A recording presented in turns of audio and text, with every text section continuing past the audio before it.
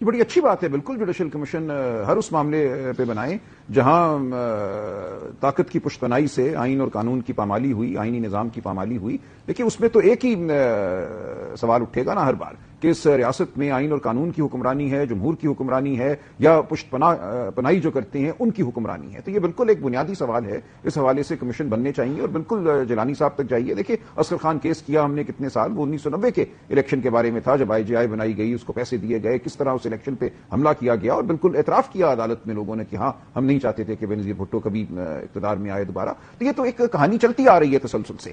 جو کچھ 9 مئی کو ہوا اور اس کے بعد ہوا اس کے حوالے سے بھی ہم شفافیت چاہتے ہیں. ہم چاہتے ہیں کہ جن لوگوں نے غلطی کی ان کو سزا دی جائے. لیکن یہ نہیں ہو سکتا کہ آپ کہیں پریس کانفرنس کرو، خدیجہ شاہ اور ان کے ساتھ جو اور لوگ ایک ہی گاڑی میں موجود تھے باقیوں نے پریس کانفرنس کر دی، وہ IPP کے لیڈر بن گئے اگلے دن اور بھلے چنگے گھوم پھر رہے ہیں، اور وہ بیچاری 7 8 9 ماہ جیل میں رہی. یہ تو انصاف نہیں ہے، یہ تو آئین اور قانون کا تقاضا نہیں ہے کہ آپ 9 مئی کو پولیٹیکل انجینئر آپ عدالتوں کو اعلی کار بنا بری ہوتا ہے. 6 مختلف شہروں میں جیسا کہ آپ نے کہا ایک ہی شخص پہ، ایک ہی خاتون پہ مقدمے بنے کہ اس نے ایک ہی وقت 6 شہروں میں آگ لگائی. اس کے بعد جب وہ بری ہوتی ہے یا ضمانت ہوتی ہے اس کی ان تمام مقدمات میں، تو آپ 4 اور مقدمات بنا دیتے ہیں. لیکن آپ جوڈیشل کمیشن کا جو مطالبہ ہے، کیونکہ سوال PTI کے مطالبے پر ہے، تو آپ جوڈیشل کمیشن سے مانگتے کیا ہیں؟ کیا آپ چاہتے ہیں کہ پولیس کا رول، رینجرز کا رول کس نے نہیں روکا؟ مسئلہ یہ ہے کہ آپ کے لوگ تو گئے نا، آپ کہتے ہیں ہم تو جا رہے تھے، ہمیں روکا کیوں نہیں کسی نے؟ That's also a bad argument in my view. نہیں ایسا نہیں ہے.